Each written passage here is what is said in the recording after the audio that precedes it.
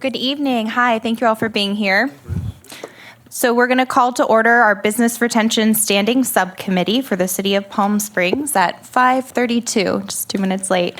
Thank you all for being here. We run these meetings more informally, so typically we invite people to sit up here at the table who can join us. Obviously, there's not enough seats for everyone, but we just try to do public testimony on agenda items only, but we also allow sort of more informal discussion during the agenda items as we have time to do.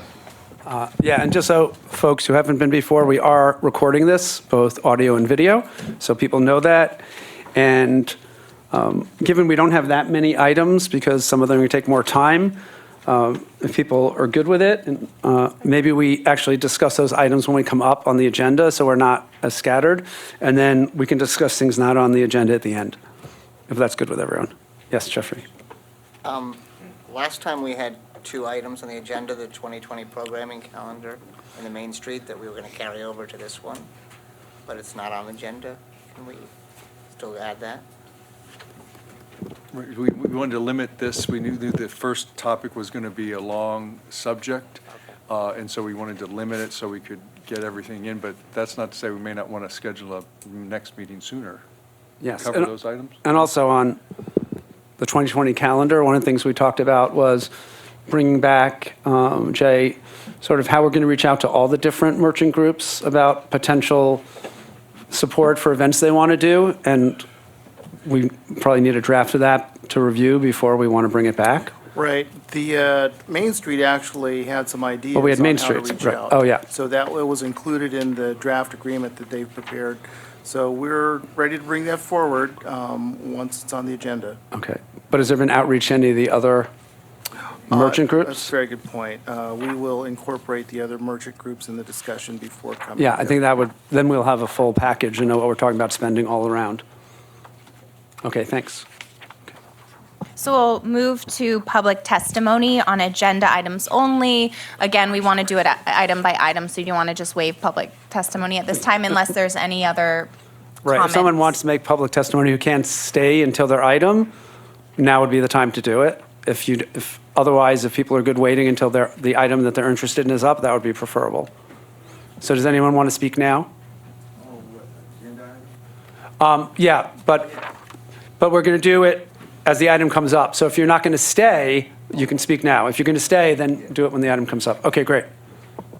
So seeing none, so we'll go to the first item B, which is Community Workforce and Labor Peace Agreements. Staff report, please. Sure. Mayor and Mayor Pro Tem, Jeff Ballinger, City Attorney. For those of you who have not met me, I've met some of the folks in the audience at the table earlier today. This first topic is Community Workforce Agreements and Labor Peace Agreements. The city started talking about community workforce agreements certainly when I first came on back in April. We met with the Southern California District Council of Laborers, and we started talking about the possibilities of having more of a relationship between the city and labor in the form of kind of formalized agreements. That agreement hasn't come to fruition. However, we have continued our discussions with the Trades Council, and we've looked at a draft that they've provided, similar to what the City of Paris has done. Just for the public's benefit, Community Workforce Agreement is designed to achieve different community goals, whether it's local hiring preferences, development of apprenticeship programs, minority business programs, those types of things. Labor peace agreements, at least as defined by the state, really are agreements not necessarily to achieve any particular results such as community workforce agreements, but instead to prevent organization of labor within businesses and to prevent owners and management from stifling that type of activity. And so there are different possibilities that cities can do. Cities have increasingly adopted community workforce agreement ordinances. There are some examples that have been provided in the material, and just so you know, the material, some of it was provided by the Chamber of Commerce, so it has a little bit of a of a slant in terms of where it's going. It's not necessarily what we would consider maybe pro-labor, but it does still contain some information and some background on the types of agreements that cities and communities have done. And then more recently, the state has required labor peace agreements for cannabis operators who are receiving state licenses. Other cities, including the city of Cathedral City, have adopted their own local ordinances requiring labor peace agreements on certain size cannabis businesses. And the key to the labor peace agreements or the community workforce agreements is to define a city's proprietary interest in this, whether it is the city funding the project, which is kind of the quintessential proprietary interest for a community workforce agreement. If it's a city project, the city is undertaking it with taxpayer dollars. That is certainly and clearly a proprietary interest. But there are other types, and the state has articulated a proprietary interest in maintaining the continuation of tax revenue, which comes from the cannabis business, and that would arguably be a legitimate proprietary interest for cities to articulate for purposes of a labor peace agreement. So that's the general background. Again, there's more information in the materials, and if you have any questions, I'm certainly available to answer them. So thank you, and thanks for the materials. And so I think as we sort of open this to public comment, let's break it into two, because they're different beasts. And let's start with the community workforce sort of labor peace agreement discussion, and then the community workforce project labor type agreement, and then we'll do the labor peace agreements on cannabis in particular, but we can talk about it more broadly. So why don't we take public comment on the community workforce agreements first, if that's good with you? Yeah, Jimmy Elrod with the Southwest Regional Council of Carpenters. I just wanted to note, you were going over some of the benefits of a community workforce agreement. And also, I just wanted to add, in addition to those, the labor compliancy mechanism that's built into the agreement, to ensure that people aren't being misclassified, that they're being paid correctly on prevailing wage jobs, because that does take place to where, just because it's a prevailing wage job doesn't mean that they're getting paid correctly, which I think has happened in the region in the past on publicly funded projects. And then also the local hire mechanism to ensure your community members are benefiting from these projects opposed to not, right? Arizona residents coming over and benefiting from these projects instead of your constituents. And then I did have a question. With the cannabis-related developments, was there an opportunity to maybe incorporate that into the terms of the CWA? So, City Attorney did some research on what other cities are doing, so maybe you can share what you've seen so far? I haven't seen any, but again, the key is going to be to define that proprietary interest and be able to tie it to the work, whether it's a construction work for a community workforce agreement or ongoing operations for a labor peace agreement. But it's certainly something that we can look at. Nice. All right. That's pretty much all the questions I had thus far. Okay, great. Sure. Thank you for having us tonight. I'm Bill Perez with the Building Construction Trades Council. I'm a little under the weather, so pardon me. Today happens to be my 13th anniversary of the day I started with the Building Trades Council. It was January 13th of 2007, so it just now sort of dawned on me. I was looking at dates here, and there's too many 13s there. Maybe I'm lucky. But I'm the one that put this together, had the discussions. I've negotiated countless project labor agreements, both public and private, small and large. Probably the largest one would have been the Ivanpah Solar Project. That was about 4.5 million man-hours of work at the solar generating station at State Line, Nevada, all the way down to smaller ones. And a number of public works project labor agreements as well with community colleges and K-12 districts. So I'm happy to be here, happy to work with the city to see if we can't have a document in place that would ensure, with an enforceable agreement, all the provisions for local hire. There's a lot of local hire policies, and they're really with wishful thinking that the contractors that come in, regardless of where they come from, will hire from within the local areas. In this agreement is a requirement, and it's an enforceable agreement.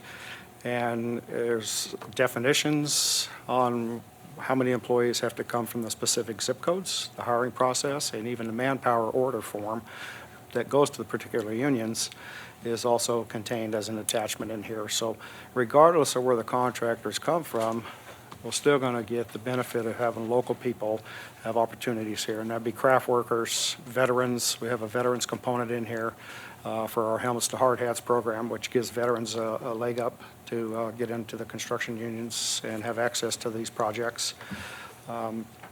Drug testing policy, everything that's required, especially under state law, to make sure that this is a broad and enforceable contract. So I'd be willing to answer any questions as we go on. I could go on and on about PLAs all night, but I don't think everybody wants to be here that long. Thank you.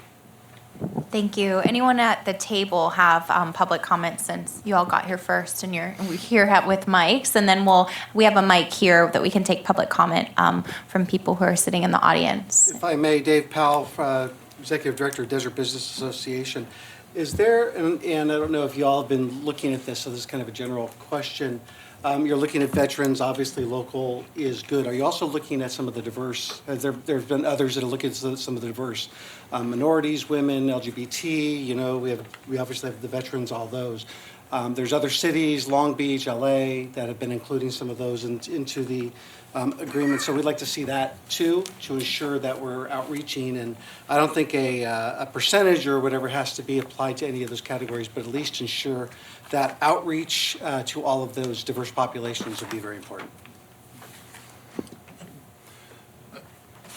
If I may, and Bill would probably be able to elaborate a little bit more efficiently than I on this, but the recent community betterment agreement that San Bernardino Community College District enacted for their college district there has language in it that touches upon what you're addressing with the minority, certain percentage, and then also for women-owned contracting firms as well. So I think anything is worth talking about, mentioning, and including if it would benefit the community as a whole. Right. And obviously, because of my group, including the LGBT in there, again, we've had other cities and other groups that have been doing that. So Nice. I think it's important. Please. Thank you. Other public comment from people at the table? So I just want to make sure I understand this. So this is an agreement between the city and the unions on a CWA, and it applies only to city contracts? That's one option, right? It could be city buildings of a certain amount, and then if the city has a proprietary interest, other cities have had it in some other categories as well. And then this makes it easier than having to put all this boilerplate language in every single contract. Does that replace this boilerplate language we always have to deal with about, whoever the awardee is must follow this and this and this? Yeah, it would be one agreement, and it would be incorporated by reference into, for instance, city projects or projects that the city is providing financial assistance to, if it were extended to those types of projects. Thank you. And I failed to state my name, Bruce Hoban. Thank you. Thank you. Any other public comment from people at the table? So public comment, I saw a hand in the audience. I think Jay has a microphone for folks to use.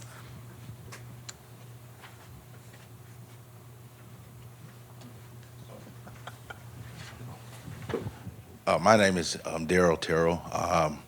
I'm in support of this agreement, and I thank you guys for your leadership, Mayor and Madam Mayor Pro Temp. And this is a good agreement because there are people, when I did campaign walks in District 1, there was a lot of people that I think will benefit from this agreement that will provide a pathway out of poverty into the middle class, because they will get a livable wage job, they will get benefits, health care, pensions. But also, too, I think that not only should they benefit for the tax money that created those public works projects. I think also we should extend it even further to incentives that we give to businesses, that they should, in some way, the citizens should benefit to be part of that workforce. If we give a certain amount of financial incentives, I think that'd be fair too, not only for public works, but other, like retail that may come in, or say for solar, like I say, green jobs or whatever. If we give any incentives, that a certain amount, that there should be a certain percentage of the workforce should be comprised of residents. That's my opinion. Thank you. Other comments?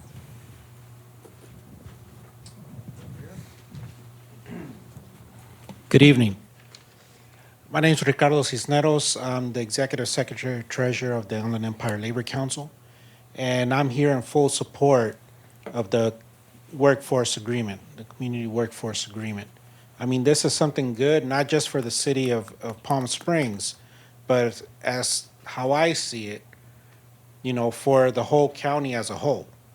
Because one, you know, it's a good investment for the city, because it's a big boost to your local economy when you got folks working, and you got folks working with good jobs, right?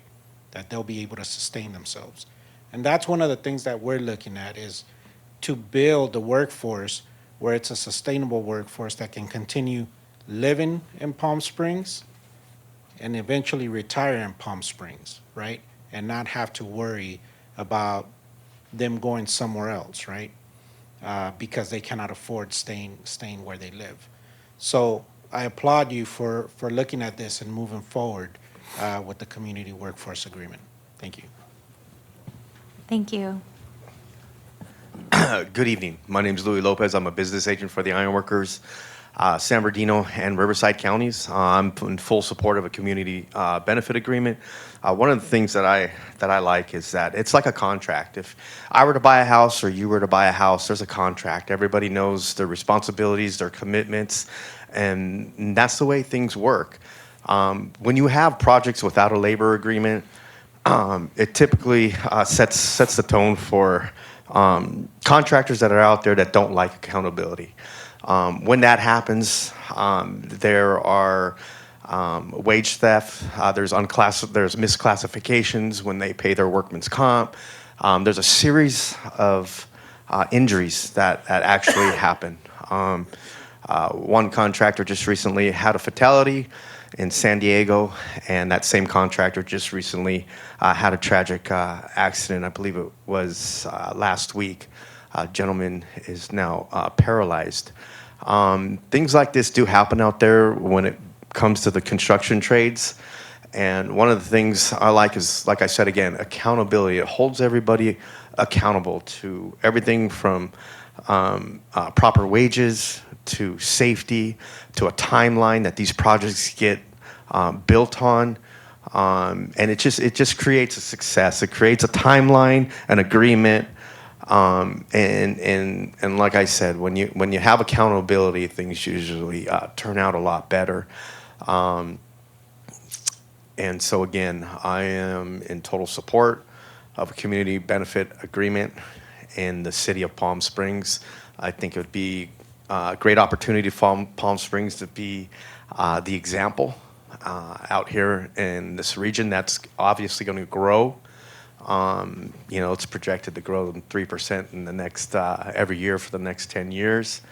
So we look forward to working with the city of Palm Springs and taking, you know, the local residents. It's just like, I have 8 daughters, you know, so when I think ahead, I want my daughters to have the best possible.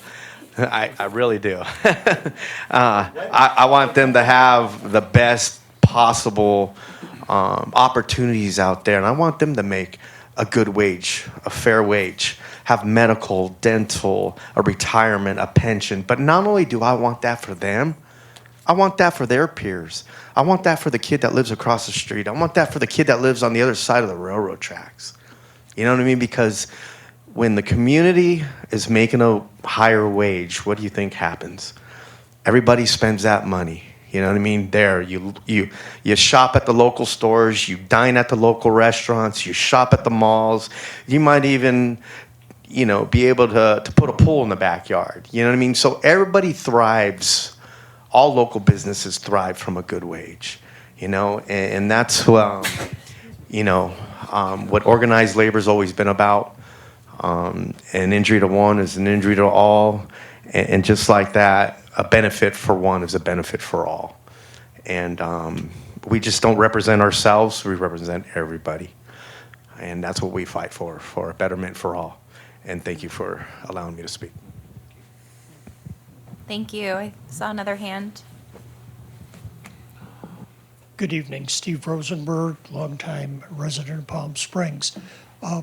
First question is, will we be discussing the cannabis issue separately? We were going to hold off and do that right after this. Okay, that's all. Unless you have comments all mixed together and you can give them now. No, they don't. I think there are two separate potential cannabis issues, right? So one is whether community workforce agreement would apply to large cannabis construction facilities, probably $1 million or more, because that's the number we're looking at for city or not, which is something we would bring to the cannabis stakeholders meeting as well. And the second issue on cannabis, which would be now to comment on.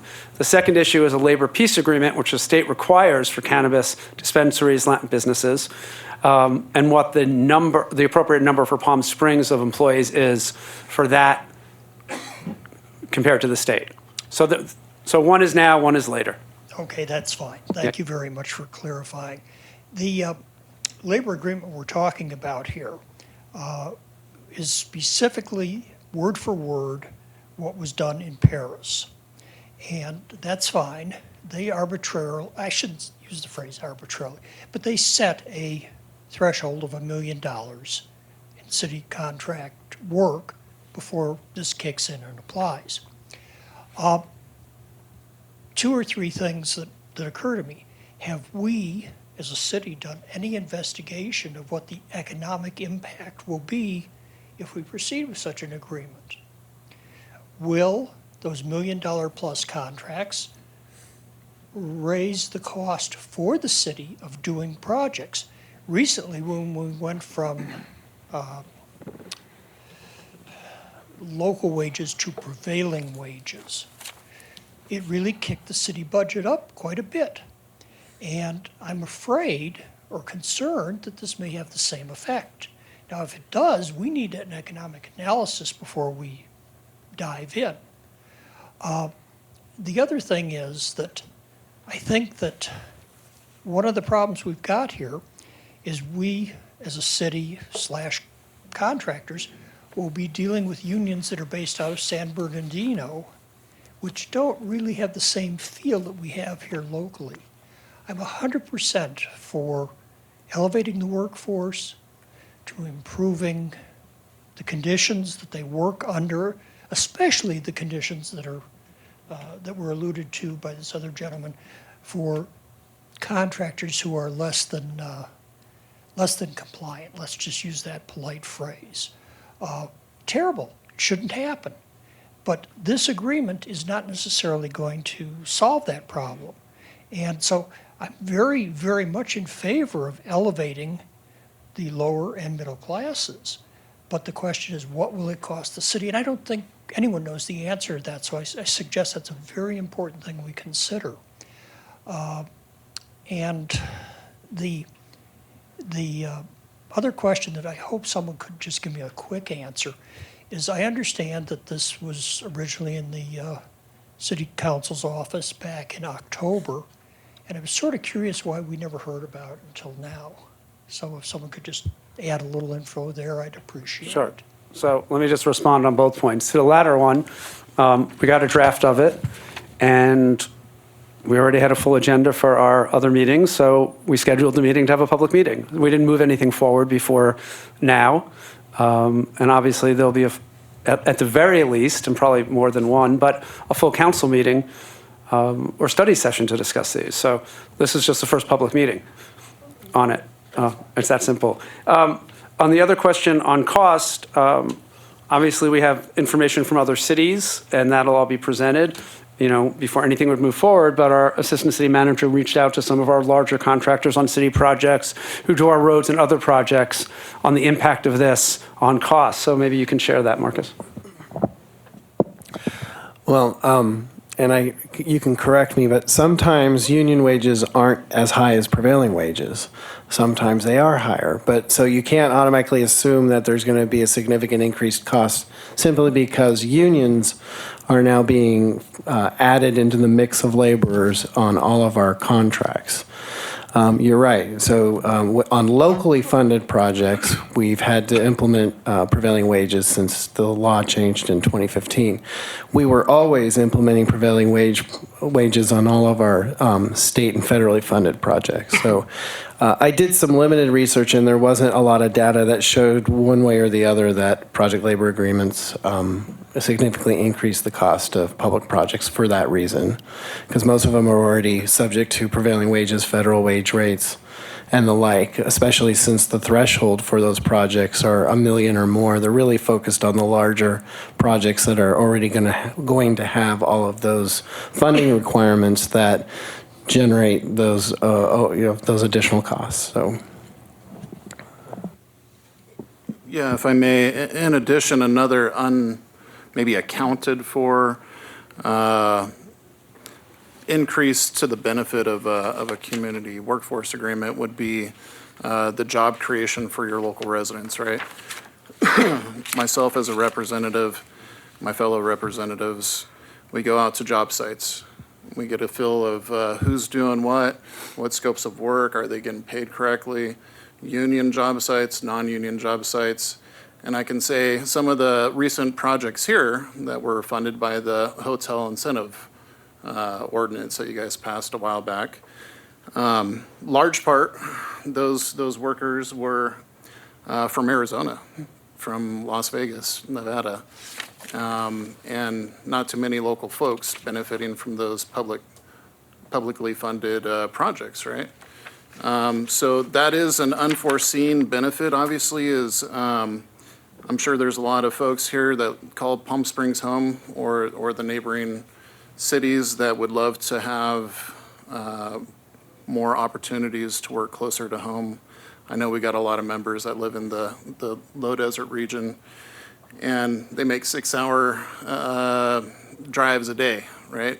There and back to downtown LA, to go work on a project where, hey, if they had an opportunity to work here, it would allow them to be more engaged with their family, to be more engaged with the city that they call home. So just wanted to add that. Great. Thank you. And just add on top of it that, city law, but also state law is clear moving forward that anytime there's money, 25,000 or more actually, going into a project, so that includes if we're doing TOT incentives, prevailing wage applies. And that is a cost differential, Steve. You're absolutely right. That was a significant cost differential. But one, it's required by state law, but we also made it city law because if taxpayer money is going to these projects, we want to make sure people can get hired and have enough money to live on. But the state requires it already. So. Indeed, all I'm saying is we Yeah. have to look at what the impacts Yeah, of this of course.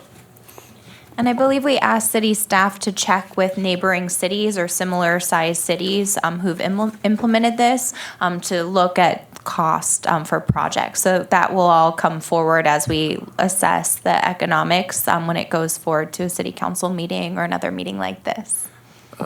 One more noteworthy thing here. I don't know if we had shared this with you guys in the past, but this is an analysis that was performed during the life of Riverside Community College District's PLA, which Mark Takano, Jose Medina, Mary Figueroa got in place some years ago. The administrative firm that was overseeing that project labor agreement there did an analysis, and just because it's a community workforce agreement doesn't necessarily mean that it's only to union contractors. It's not exclusive. Actually, out of the 490 projects that were funded by RCCD's bond during the course of that PLA, 61% went to non-union contractors. So in no way or shape or form is it going to just be union or non-union. It still is equal opportunity for that contractor as long as they're fitting the responsible contractor language. Thank you. Thank you for waiting. Go ahead. Andrew Gonzalez from Sheet Metal Workers Local 105. I actually am a graduate, the first graduating class of La Quinta High School, right down the road here. And when I was going to high school, no one spoke to us about construction trades opportunities.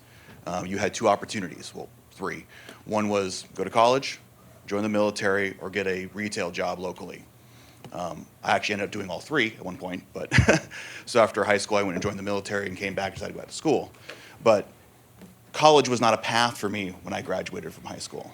But no one even discussed the opportunity that you could do this and make a good living. And there are a lot of people working in the Coachella Valley working with their hands. Half the cars, half the trucks on our streets are contractor trucks or people working with their hands and working for a living, but a lot of them are working probably below where they could be making. And that's a shame. They should be doing better. But had we given high school students, even junior high school students, the opportunity to say, hey, this is really a viable option where you can make a middle-class lifestyle, live here in your hometown, and work here, I mean, that would be huge. If you could show kids some of the projects that we do and some of the cool things we do, like hanging duct or welding or some of the things you could do with your hands, I mean, kids would just, if I was a teenager, I would love to do that stuff. But no one is showing them the opportunities. But the opportunity is only great if there's places to work. And that's where the community benefits agreement comes in, the community workforce agreement. So there's another way to make a middle class lifestyle that doesn't involve going $100,000 in student loan debt. And you could do it right here at home. So thank you. Thank you. Just one comment on that. I'll follow up with Mr. Elrod here. So when we first met, and I know I introduced you to the folks at the school district, Palm Springs Unified has a lot of academies, and the importance of getting the training into the schools and then knowing what those jobs are. You make such a great point. So I just want to check, has there been any progress on that, or can we be helpful? Absolutely, and thank you for making that connection. So right now, College of the Desert has our pre-apprenticeship program. I know they're in the process of getting MC3 program with the building trades. But right now, currently, they have the carpenter pre-apprenticeship program, and we're seeking for dual enrollment opportunities with one of the neighboring USDs. Palm Springs would be perfect, obviously, and so we are having those communications actively with them, and then also Desert Sands as well. So those would create feeders, right, for the PLA, the Community Workforce Agreement, of new people coming out of the pre-apprenticeship program to fill the ranks of the industry needs within the construction industry. And then in some of the agreements that you're all working on, the pre-apprenticeship training programs, but for a city that does a community workforce agreement, is there like reserving spots for residents of those cities who are in pre-apprenticeship programs to move up? So we're creating those kind of careers for folks from our city? There's no reserve spots necessarily. What the building trades has on a national program is called the apprenticeship readiness programs, which is similar to a pre-apprenticeship, but in the curriculum is known as multi-craft core curriculum. So anybody, K-12, community college, nonprofit groups, the building trades itself, the council itself can promote these things. We're partners, the local building trades is a partner in each one of these programs. So where you have an MC3 program, those students go through the program. I know what that is, but can you explain it only because you have all explained it to me? The multi-craft core curriculum? Yeah. It's actually an apprenticeship readiness program, because what we have learned, and we have 140,000 apprentices in California in construction apprenticeships currently. What we've learned at the apprenticeship level is we have a lot of applicants coming to us that are not even prepared to succeed in an entry-level apprenticeship program.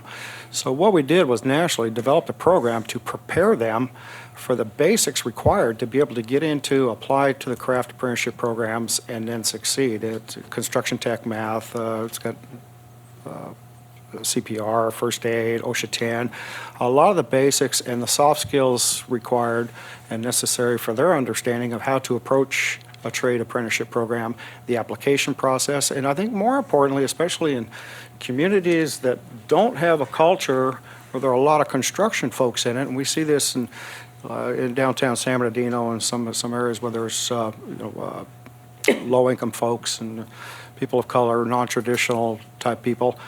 Just the awareness of how many different craft programs there are is key, because a lot of people think of construction and they can name off 5 crafts right off the top, carpenter, electrician, plumber.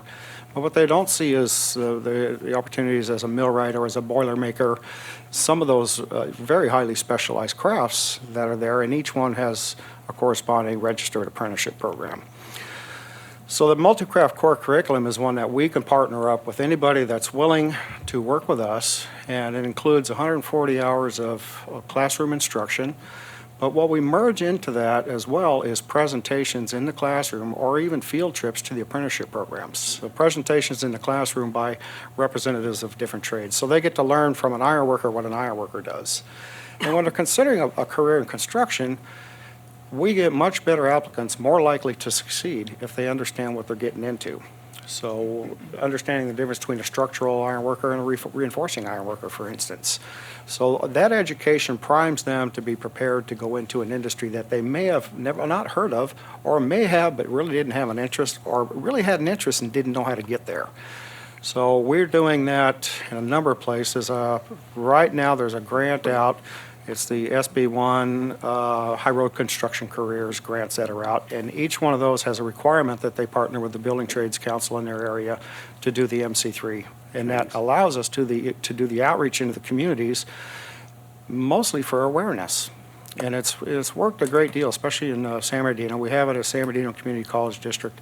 We have nonprofits doing it. The City of Paris, we're working with a nonprofit down there. We're doing it there. We have 2 K-12 schools that are doing it as part of their core curriculums, CTE core curriculums, one in Riverside and one in San Bernardino. So what it allows us to do is really talk about it. But we can't guarantee a specific amount of spots, because apprenticeship requires jobs, because half of an apprenticeship program is that on-the-job training.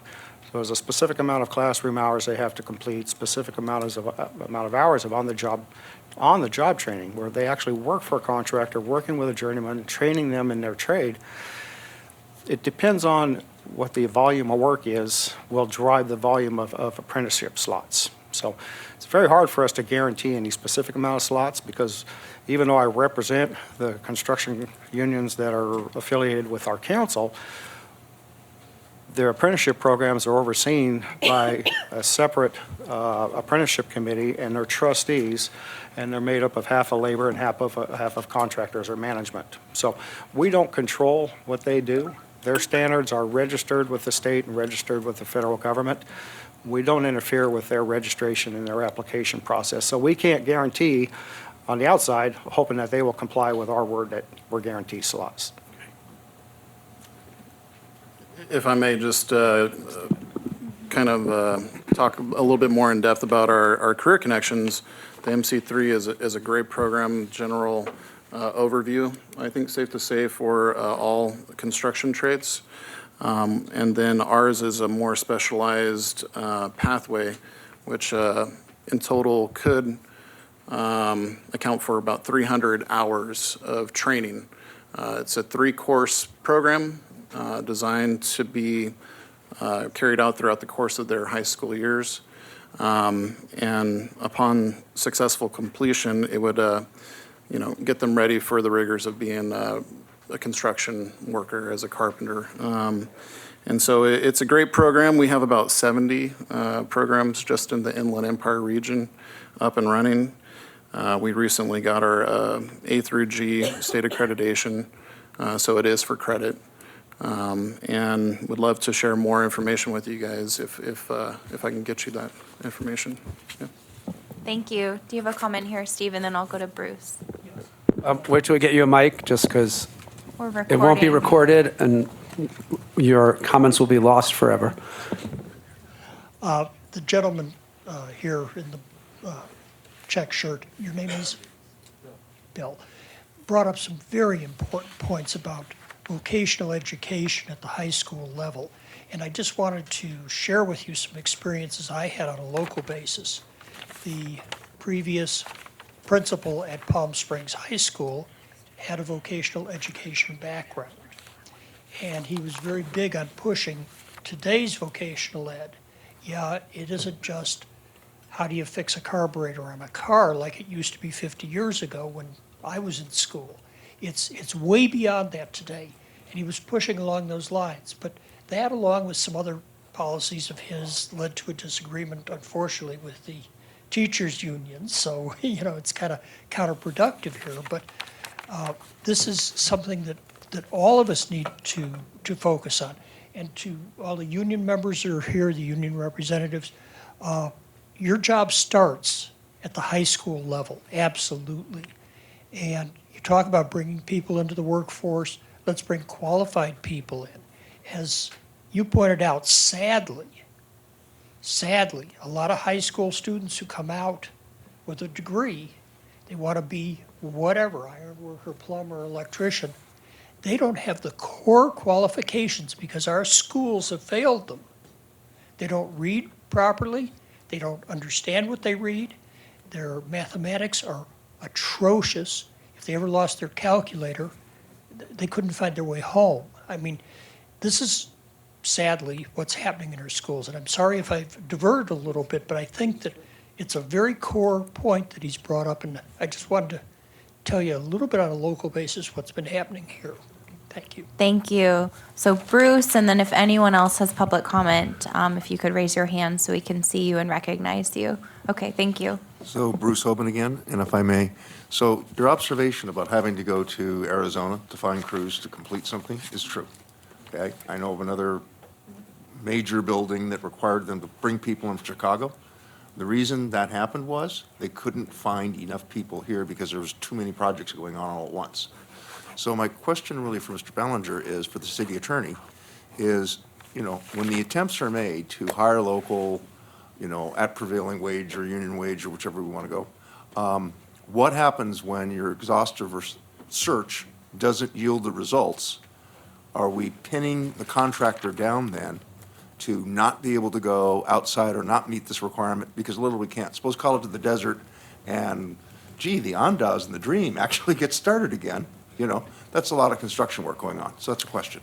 The language that I've seen and worked with is not an all or nothing approach. It's not has to be local. It starts locally, so it's starting in the city of Palm Springs, local zip codes, extending out maybe to the Coachella Valley if those workers aren't available within the city, and then if they aren't available in Coachella Valley, then extending out into Riverside County. So it's kind of concentric searches. I saw another public comment in the back. Does anyone else have public comment? If you could raise your hand so we can get you the mic, and then we'll move on. Okay. I saw one in the back here. Okay, so we'll hold that. Okay, so no Jay, other no. public comment on this issue. So the city manager has a question or comment. Thank you, Councilmember. A question, Jimmy, maybe, or your colleagues can answer this. Since we would be implementing the agreement, how has it worked on the prevailing wage? Because obviously it's a lot of dispute potentially for whether it is or isn't. How have you seen that unfolding? How would we actually do well to implement that? And have you seen that in other jurisdictions? You want me to take it? It seems like a big task. So are you asking, how do we ensure that that project should be prevailing wage opposed to not? Well, yeah, so when a dispute arises. Make sure they're being paid. That's what Make you're- sure they're being right. paid the Doing appropriate the amount. monitoring. I mean, a contractor might say one thing and you might have a disagreement. And so how do we go about arbitrating, though, that disagreement, in essence? How have other jurisdictions done it? It's the administration of that as administration. well. Exactly, yeah. So there's language, obviously, in the agreement to ensure that if there's a grievance that comes about, even if it's, over wages, that's dealt with internally through the administrative team. And then there's a layer of labor compliancy also to ensure that, people are being classified correctly. We see it a lot as reps. I have myself where, say, that's obviously carpenter scope of work. They're doing shoring that's going to be holding concrete as it's curing its wood. Clearly, carpenter scope of work, right? It's above one board, so it can't be necessarily disputed as cement mason's work or a laborer's scope of work. But yet they're paying them as if that is a laborer or cement mason scope of work, which would be a lesser wage package in total than a carpenter. Would you maybe? David, can I just a suggestion? I think, knowing David, what his question is, what burden is it going to be on the city to monitor all of this? Is that fair? Yes, and since we probably don't have the expertise. Right. So how does that work? Who helps us with that? Yeah. So how does that process work? There, yes, Do I have more work is his question. right. Gotcha. Not necessarily. Currently, under Labor Code, the city would be on the hook for any violations of prevailing wages, and sometimes they use third-party compliance groups. There's different ways of doing it. The state can actually do CMU compliance now. However, they don't have a huge staff. So because the project labor agreement incorporates all the master labor agreements of all the crafts, the real enforcement comes through the grievance procedures under the collective bargaining agreements and under the terms and conditions of the project labor agreement.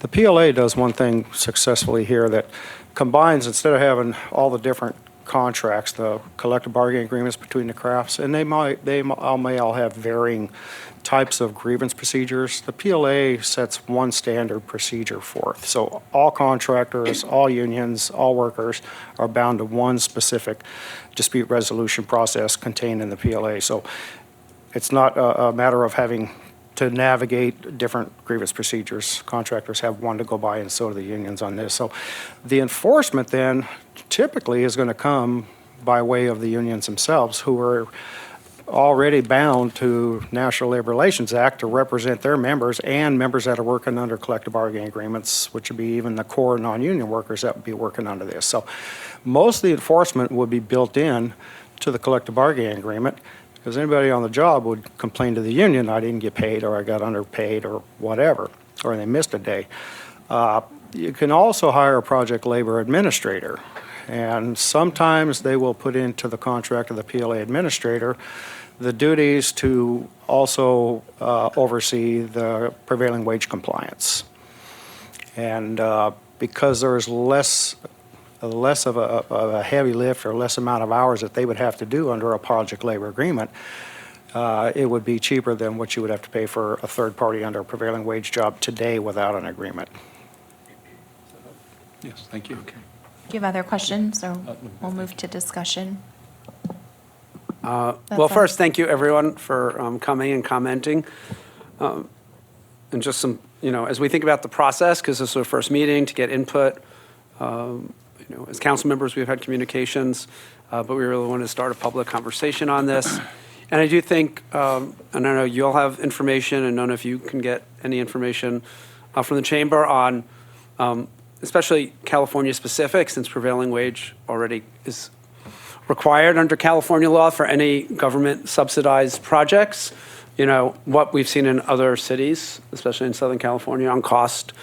Obviously, there's some other economic benefits, right? When people make good jobs, they can spend more money. So we fully understand and appreciate that as well. And just the importance of when the city and our taxpayers are spending money, that the first offers for those jobs go to qualified people who live in our city. And then our neighboring cities, because if you live in one of our neighboring cities, you still want to come spend your money in Palm Springs because it's a lot more fun. So there are those economic benefits as well. And We can share their environmental benefits if people aren't driving 3 hours to LA each way to go to work.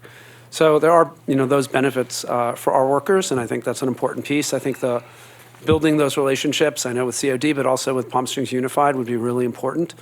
And, as you had mentioned, and Palm Springs Unified is doing more and more academies, and so people know they have an option, right? I mean, the debt for college now is significant, and there are people who just may not want to go to college now or may never want to go to college.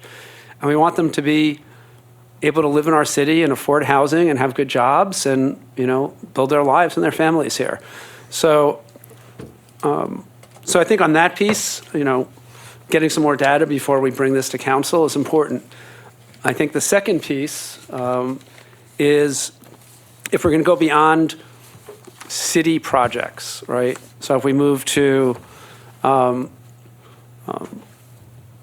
hotel renovation projects, for example, of a certain size, where the city is giving an incentive, or cannabis or other projects, I think then we need to do another series of meetings with those types of businesses.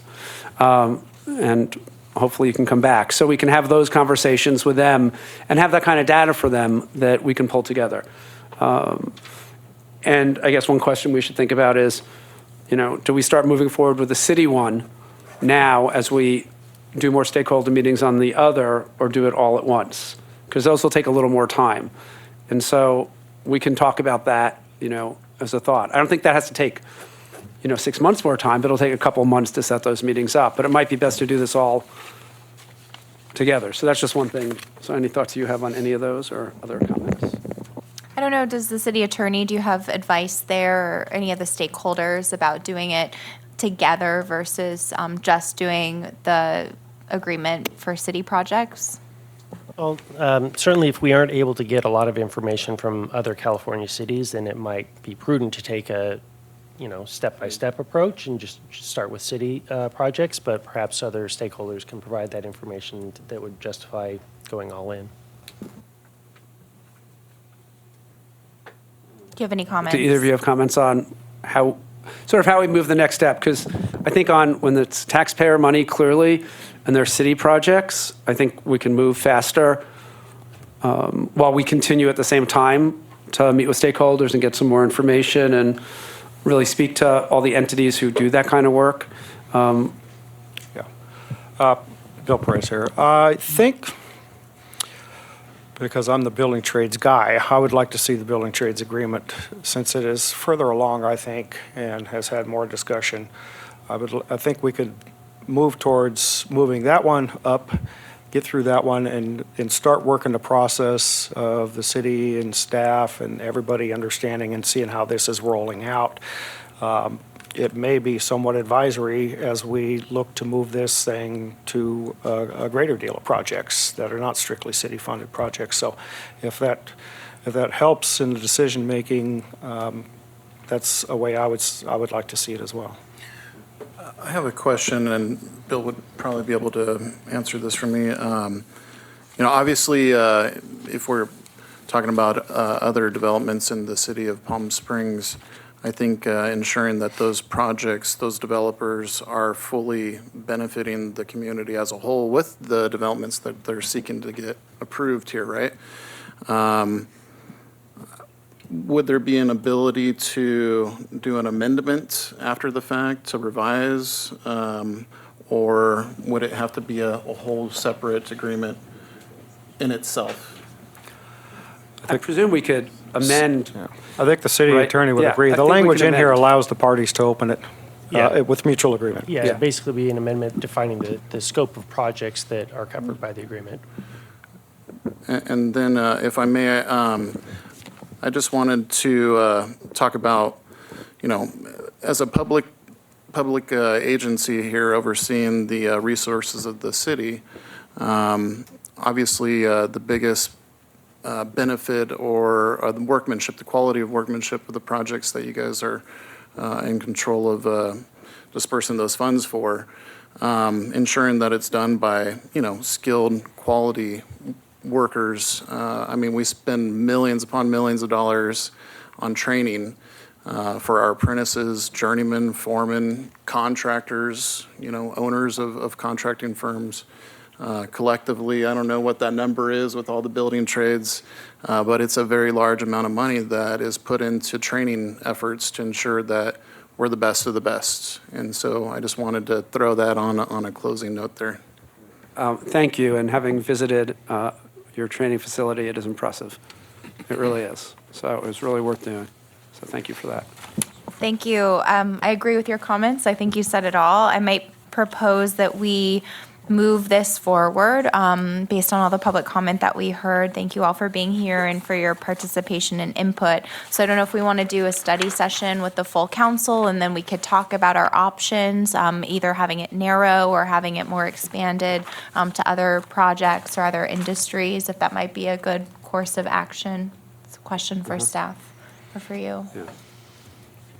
We've got a couple of study sessions coming up, so it's really a matter of I think it's agenda right for management. Council discussion. Yeah. And it'll allow us to get some more of this information for that discussion, drill down a little deeper on the economics and on some of the implementation. So maybe what makes sense is, start with the one on the city projects, have a study session. Let's get some other models from other cities so we know, look at options and get your input on what makes sense and, what's best, of course, for our city and our workers. And so we can have that conversation. We'll give you plenty of notice ahead of time on those and make sure all stakeholders know about that meeting and can weigh in. And then maybe a second agenda item is just to start a basic discussion about what other types of projects we might want to be looking at, since we have the whole council together, so to your point. And then as the other one then can move to an ordinance, we can start the stakeholder meetings based on council direction with the other groups. Does that all? That works. I'm Okay. open. Yeah. I think that it maybe should all be one together, because I think the council could quite easily say, well, this should definitely apply to X, Y, Z, whatever the council is. So I think that it seems easy to amend, and so I'd like to have a general conversation where we can Right. pick and choose from a menu of options there, Right. what that might look like. Yeah, so I agree. My thought was, once we get council direction, then we'll know which stakeholders to set further meetings on, Right. on the amended part. Yeah, Yeah. I agree with that. But we can still move forward on this. I agree. Okay, I understand now. Does Thank that you. sound good? Okay, I'm going to review the minutes. okay, you can ask us. Okay. Okay, so thank you, everyone. You're welcome to stay for the other pieces if you like, but don't feel compelled just because you're sitting there. Sure. So the next piece of this is labor peace agreement, and just really briefly, the state requires labor peace agreements with cannabis businesses with 20 or more employees. I know some other cities have changed that, and so part of this is discussing what that looks like. The city of Palm Springs, businesses tend to be smaller than maybe in Los Angeles or San Francisco, so what that right number is part of that conversation. So maybe we'll turn over to the city attorney. Right. So as I mentioned, the core elements of labor peace agreements are the management or the business owner agrees not to disrupt efforts by any bona fide labor organization to communicate with employees and try to organize and represent the employees. The applicant or the permittee is required to provide access to the city or to the employees. And then also the agreement provides that the employer can't require any particular type of election or certification of the bona fide labor organization. That's something that is otherwise a right granted to the management, but it's waived under the agreement. So those are the core elements of a labor peace agreement. The state doesn't specify the form of the agreement. It just indicates those are the required terms of the agreement. Different cities and counties that have required these of their applicants have generally required a certification. I haven't seen a whole lot of ongoing enforcement or management or oversight of the agreements, but instead it's kind of a certification, so in case the city manager wants to ask about that later on. So. Okay, so why don't we open up to public comment? Do you want to start, please? Good evening. Gabe Suarez with UFCW. I'm here because of the cannabis conversation we're having today, and specifically on the 20 employee threshold. So Let me begin, introduce myself, ladies and gentlemen, and Mayor Pro Tem. My name is Gabe Suarez. I'm a representative with the United Food and Commercial Workers Union, Local 1167. So UFCW represents 19,000 members in Riverside, San Bernardino, and parts of Imperial and LA County. We're actually 1.3 million internationally. For the past 10 years, our union has been working to ensure that the cannabis industry thrives throughout California and the United States.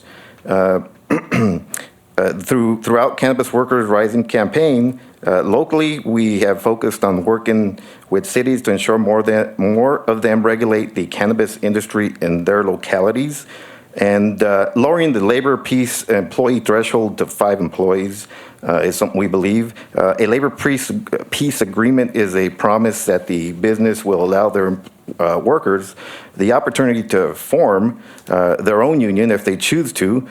It also means that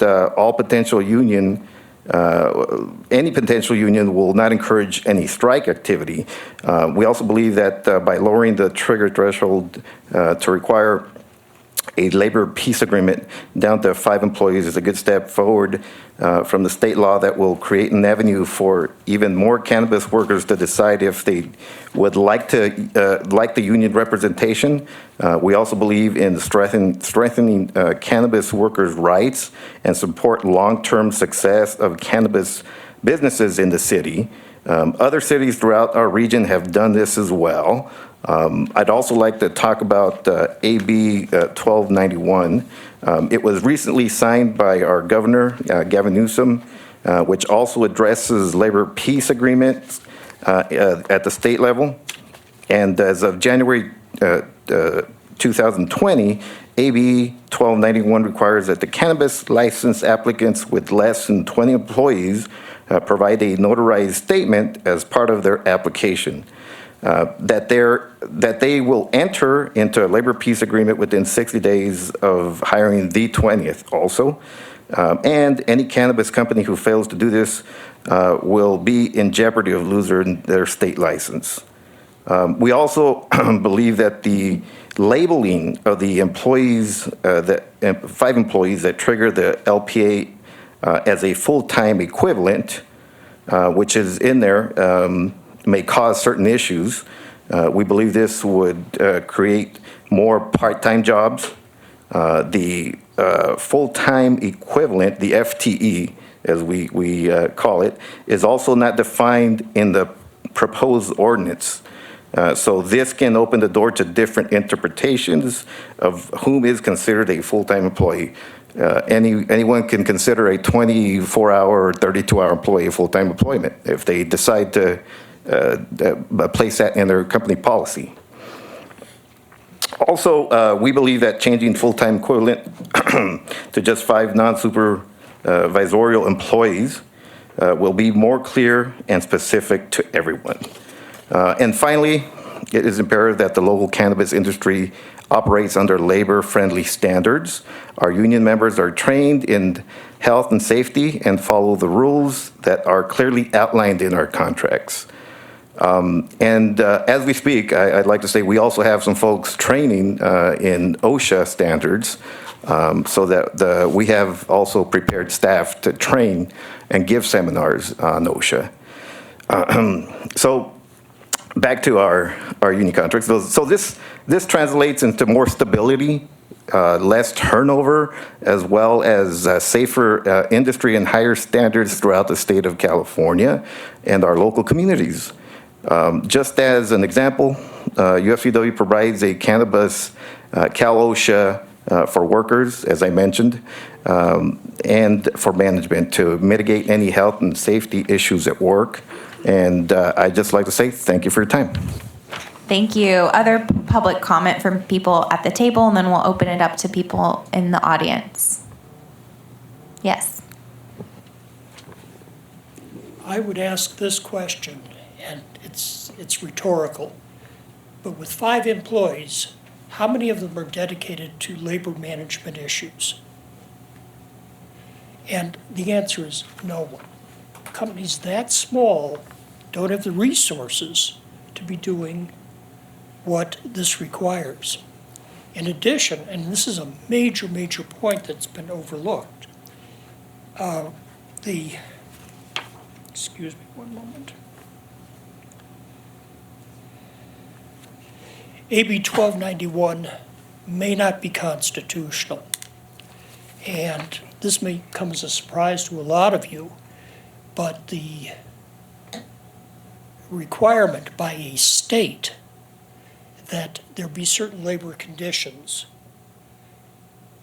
may interfere with the federal government having jurisdiction over those same situations.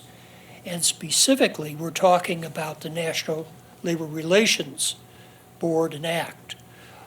They cover these kind of things.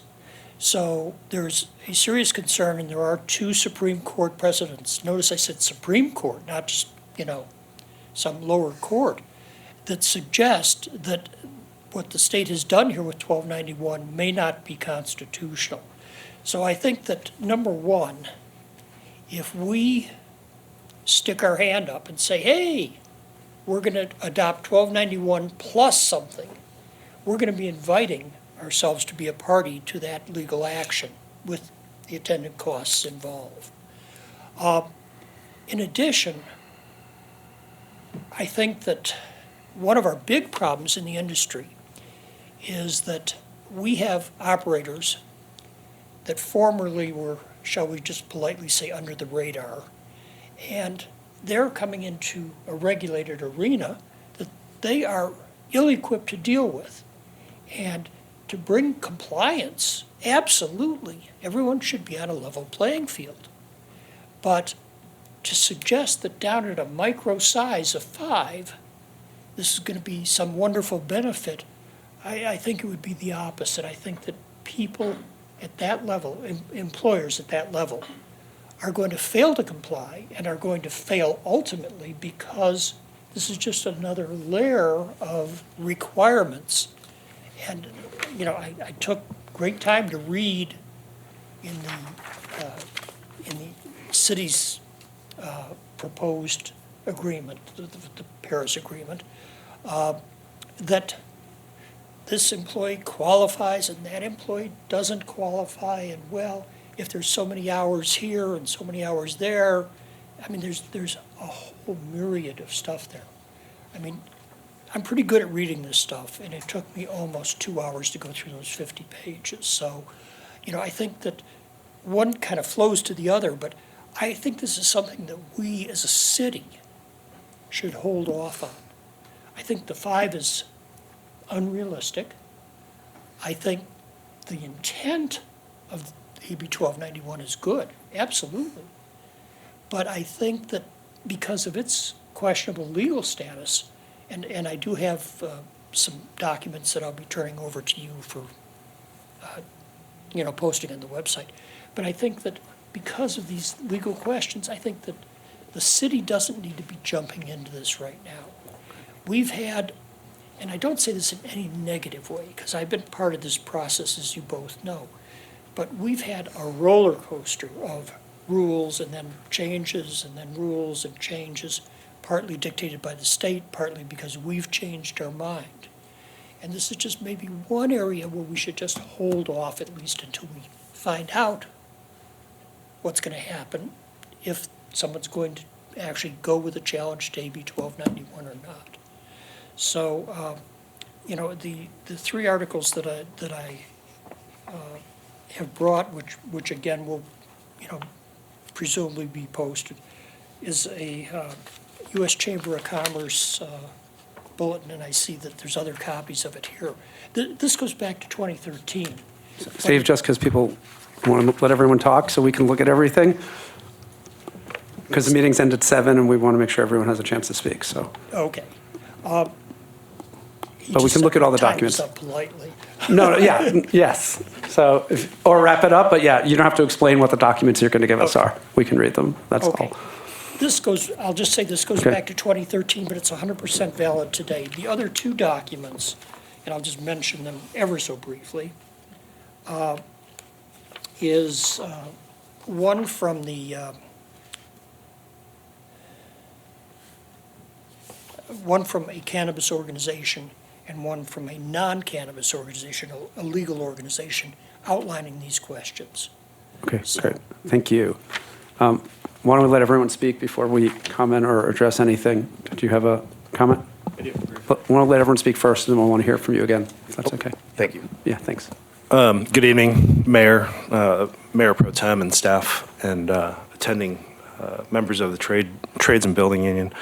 My name is Jason Teramoto. I think there's a bridge here that I think I can provide for both gentlemen that have spoken previously already. But if I may, just give me a minute to kind of give you some of my background really briefly. I first came into this industry back in 1995 as a result of my brother being diagnosed with HIV/AIDS. We grew for him because, frankly, it was the only way to pain manage and then stimulate appetite. Since then, I had the very good fortune to go work for a gentleman by the name of Congressman Pete Stark, who was the dean of the California Congressional Delegation, longest serving member of Congress, but also stalwart for legalization of cannabis. He was also a champion for our brothers and sisters in the working trades. I've had a 20-year history with building and labor, both building and labor trades councils, as well as Joint Council 7, based out of Oakland, which is Teamsters Local 7, as well as UFCW Local 5, which is based in the Bay Area. And the reason I bring that up is because my current, soon-to-be ex-wife, but still current wife, is also the director of the cannabis division for the Teamsters. So we've been involved in this politically, but on both sides. I represent more of the entrepreneur side. She's the building and labor side. It's a bit of a struggle because of that, and trust me, we've had our arguments. But I was one of the contributing advisors on Prop 64, not so much on SB 98, which was the reconciliation bill between Prop 215 and 64. But I regularly advise the BCC and CDFA on a lot of the upcoming and emergency regs and some of the development of the new regs. With regards to AB 1291, I think it's very telling in that we didn't, or the governor did not lower the threshold to any number below 20. What he did do was effectively mandate that every single business that was going to be continuing to get a license year after year after year had to have a signed labor peace agreement. There's no argument there whatsoever. The reason I'm here tonight is because I think 5, like the gentleman to my left has stated, I think 5 might be a little bit of it may have an adverse effect that folks don't yet realize on the businesses that are emerging in this industry. The one thing I would compel everybody here to sort of keep in mind is that, as much money as everybody thinks there is in this industry, it's frankly anecdotal. I mean, we could talk about all of the farms that have gone up in Desert Hot Springs all the way to Blythe and have failed or not gotten a leg up. That's not specific to Riverside County. That's from Mendocino, Humboldt, all the way down to San Diego. So treat these like startups. Understand that these are companies that are investing in a risk-averse business. And, I've made this point ad nauseum, both to my wife as well as my very dear friend Doug, I'll leave his name out of it, but he's a UFCW guy. I've made this point very clear to him, and that anything less than 5 employees, it's not to anybody's benefit. It's low-hanging fruit. You get to 10 employees, great. 20 employees, there's a real benefit there. And, I get the incubators, those need to be implemented. I get the training programs, those need to be implemented so that we have, a way for these folks to earn some sort of an education before they're actually thrown into the workplace, and then therefore they can demand that higher prevailing wage. But I really do want to make sure that, as you continue to have these sorts of meetings, make sure that you have somebody from the industry sitting at the table that can kind of give you that real world metric to sort of judge what the intent is versus the impact it's going to have. Thank you. Thank you. Anyone else who hasn't spoken yet who wants to speak on this? Sure, come on up, and then we'll go to you, Bruce, after. Thank you. Again, Ricardo Cisneros with the Inland Empire Labor Council. I mean, as we see the industry, and it is growing, especially out here in the Coachella Valley, and in the whole Inland Empire, as I can say, because it's, growing here and a few other places. We have to take an approach, right, to see how is it that we can, one, yes, help the industry continue to grow, and there are investments being made, but at the same time, we've got to make sure that we create, and through those investments and that work that's coming in, that good jobs are created through that, right? Because as we know, in that industry, it can get a little bit tricky, and it can create some of the things that I've seen in the past, wage theft, right, for those folks that are working in that industry. So we want to make sure that that doesn't happen to the folks that live in this community that are working in the marijuana industry. Now, the neighboring city here, Cathedral City, I mean, they've had an ordinance already in place, right? Where, they had it down, they triggered their FTD to 10 in late 2018. But they've continued to look and see what are the effects of it. And since the FTE was not defined in the ordinance, the operators pretty much did whatever they want with it, right? They defined it in whichever way fits better for them, which didn't help the process, especially on the side of the employees. This allowed for the operators to interpret it whichever way and push for the creation of part-time jobs. One of the things that we know is that a part-time job is not a good livable job, right? So we want to make sure that we create full-time jobs. Knowing that we don't have much time, we want to make sure that these folks are held accountable, right? In creating good jobs. So I'm in favor of moving forward, and I stand with my brothers from UFCW to move that project forward. Thank you. Great. Thank you. Bruce, go ahead. And then we had one more person in the back. Hi, Bruce Oven with a quick Oh, two more. question, since there's Okay. no staff report yet on this. Does this apply to anybody with any type of cannabis permit, or does this apply only to grow facilities, or will it apply to retail? I just kept hearing the word cannabis mentioned, and that was it. Cathedral City applies to any renewals of any permit, so cultivation, manufacturing, dispensaries. That's my understanding as well of cathedral cities. And the states, I mean, as well. Hi, everybody. My name is Kenny Parada. I'm with UFCW. And I'm speaking because actually there's two cities that already approved ordinance, the city of Pomona and the city of Colton, that dropped down the threshold to 5. So, and that'll trigger LPAs. So there's other cities that have done it as well. And I believe in Orange County, there's another city that dropped it down to 2. So saying that they already have set a precedent. And then the other thing I do want to say is that I've done my research on these companies, and I've seen, yes, they look like small companies, but they open multiple companies. And so that's how they're trying to go around that. So they have multiple companies, yes, 5 employees here, yes, 5 employees here, and so then it becomes more than 20, 30 employees, but they try to get away with that. So that's why we want to push for that, lowering the threshold. Thank you. Thank you. We have someone in the back, and then you're going to want to speak, Jocelyn. I figured. Saving the best for last. Always. Good evening. My name is Benjamin Brayfield. I'm new to the desert, been here about a year. My company is called Flower Market. We're a cannabis delivery company. And I just wanted to share a little bit from someone who has had a very boots on the ground experience here, trying to get this up and going. We're small. We have less than 10 employees. I pay my base employees $17 an hour. I think that's pretty good for this region for delivering cannabis. Managers are, upwards of 20. And I think there's been a lot of great points brought up about exercising caution. I think this entire legalization has been a lot of folks moving too quickly, thinking that this is just, we're all carrying bags of money here, and it's just not the case. I think there's not enough incentives for this industry. I think moving to reduce the cultivation tax in North Palm Springs was a great move, reducing the Distribution tax and the manufacturing tax is great, but the real thing hurting this industry is the black market. It's not labor, it's taxes and the black market. And I've personally been working with Palm Springs PD to try to shut down the black market.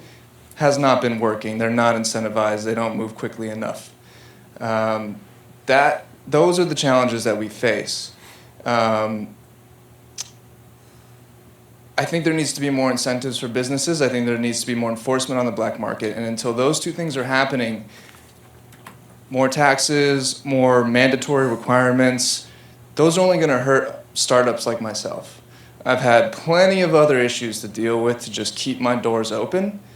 Beyond labor, which is not an issue for my company, nuts and bolts things. And you know, I was a journalist for 6 years. I voted for a union at my previous job at NPR. So I'm not one of these people that are in the industry that don't understand like business or how to do things in the right way. But I have seen major struggles, you know, firsthand, and I think we need support. I think we need to have a realistic perspective of what we're dealing with here and support, because it's not about building a building and having that complete, kind of like our last discussion. It's not about making sure that our employees are making a livable wage. It's about making sure that we are sustainable for a long period of time. You see tons of businesses, particularly cultivation projects, that fail, retails that fail. And we can do everything we're talking about in this room, but if you're not open 5 years down the road, you're a failure. And that serves nobody. And that doesn't give anyone confidence. And it just creates a whole bunch of confusion, and a lot of people that invested into a certain lifestyle, a certain area, people moving here, that now have to figure it all out again. I moved here from LA to make this happen. I've been shut down, you know, because of things outside of my control, and I'm sticking with it. I'm not packing up and going somewhere else. Because this city is actually very open and friendly to the cannabis industry, and that's unique, and I really appreciate that. But we need to continue that attitude, and we need to understand the importance of incentives. I mean, that's how humans are. Humans will do things if they're incentivized to do them. And they're Can more you wrap happy. up, just because we have other people and we still have Excuse to me, discuss, yes. and we have So- other items on the agenda? It's really just this one item, it's not the cannabis industry. I apologize. appreciate all your I'm other in comments. I'm in support of a labor peace agreement at the threshold of 20. Great. I think that is a good place to be, and I'll leave it at that. Great, thank you. Thank you. Thank you for coming. And if you want Yeah. to talk about other issues, we can talk about it outside this meeting. You can Yeah. always email us. Thank you for being here. And I forgot to let you know that here's the ordinance that was passed in. Okay, great. Thank you. Thank you. Other public comment? So, Jocelyn. Jocelyn Kane, Coachella Valley Cannabis Alliance Network. Just really briefly, this is the Business Retention Subcommittee. So we're going to ask that you consider what you just heard from a few people. No, there is no us and them. I think the cannabis industry is pro-labor. But we're struggling. We're struggling for reasons that you both have heard about from me a lot. So we're at 20 right now. We understand the progressive values of Palm Springs, but we need to retain these businesses. And I feel like 2019 was rough, and I don't know how 2020 is going to look. So I'm going to ask, and my membership is asking you to hold off on that reduction to 5. Thanks. Thank you. I saw a hand in the back. Do you have a comment still? No, he said. Okay. Anyone else have public comment? Seeing none. I'm going to move to discussion.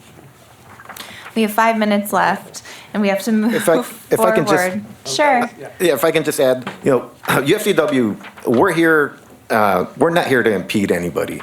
In fact, we're here to help out the cannabis industry. We want these employers, we want the industry to grow and to make sure they not just the business flourishes, but the employees there.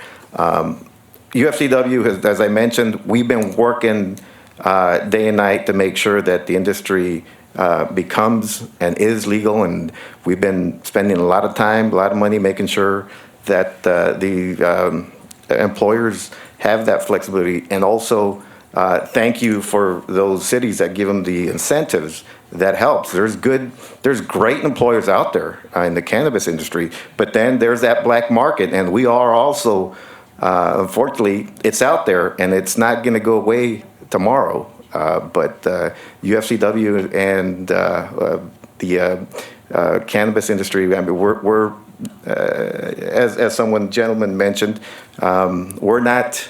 It's not us against them. We're trying to make sure that the industry flourishes. And so, like I said, we're not here trying to impede anybody's business. Thank you. Thank you. Just briefly for the city attorney. So the comments that the state law, and there are Supreme Court cases that lead to believe it would be challenged. I know San Francisco's had project labor agreements with private hotels from the late 1990s, because I was part of that.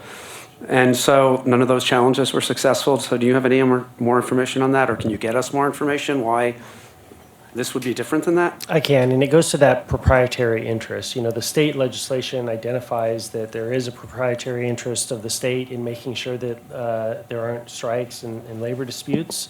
And so that would be the same justification for the city. That's the short answer, but I can certainly provide more information as this develops. Great. Thank you. That would be helpful. Thank you all for speaking about this. I think, we're here to talk about retaining businesses, economic development, and supporting our workforce and our workers in our city. And I think we all share all of those values. So I think to kind of, in the interest of time, we have 3 minutes left in our meeting, and we have other items which we should discuss what to do with. If we want to include this in the study session for full council, so that we could do more stakeholder input with the cannabis industry before that date, other industries as well, with labor, with our workforce in Palm Springs, and then have this kind of conversation all together at city council like we did here. What do you think? Yeah, I think that makes sense. And I sort of want to echo that. I mean, yes, it's business retention, economic development.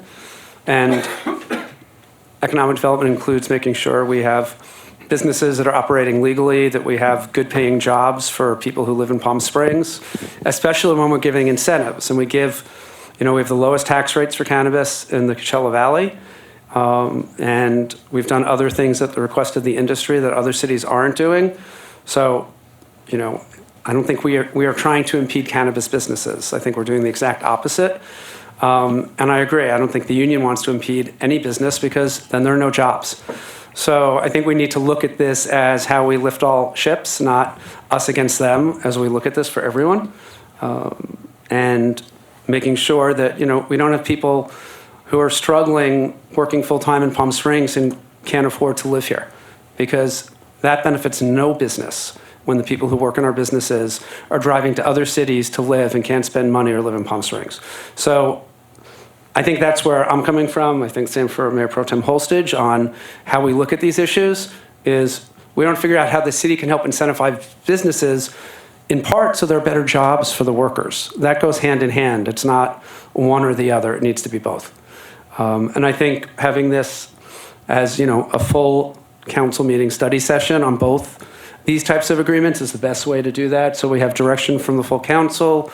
We have, we made sure the cannabis industry got notified of this meeting, so folks would be here, but making sure we're doing that to any business that might be impacted, and also making sure we're reaching out to our workforce. Mm-hmm. And that's going to be more challenging because there aren't a lot of union jobs here.